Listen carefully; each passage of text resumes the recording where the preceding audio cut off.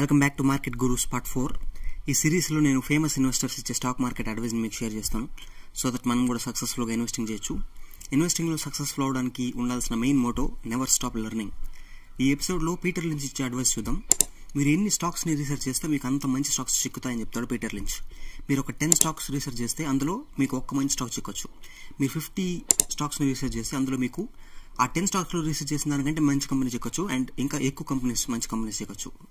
మీరు 100 stocks research చేస్తే ఇంకా ఎక్కువ మంచి కంపెనీస్ చిక్కొచ్చు. సో ఇట్స్ నెంబర్స్ గేమ్ అంటాడు పీటర్ లించ్. వారెన్ బఫెట్ కొన్ని థౌజండ్స్ ఆఫ్ స్టాక్స్ని రీసెర్చ్ చేస్తాడు. అలా చేస్తున్నప్పుడు ఎవరికి తెలియని మంచి స్టాక్స్ చిక్కుతాయి.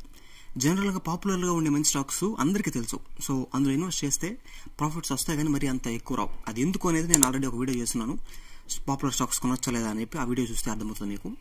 సో దట్ ఈ వీడియోలో ఉన్న మెయిన్ లెసన్ ఏంటంటే మీరు కూడా పీటర్ లించ్ చెప్పినట్టు ఎక్కువ స్టాక్స్ని రీసెర్చ్ చేయాలి. సో దట్ అప్పుడు ఎవరికి తెలియని స్టాక్స్ చిక్కుతాయి మీకు.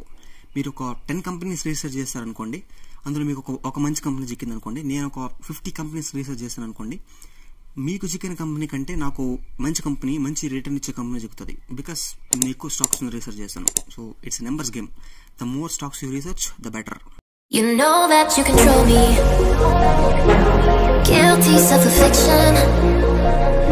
Prey on me when I'm lonely. And I'm your willing victim.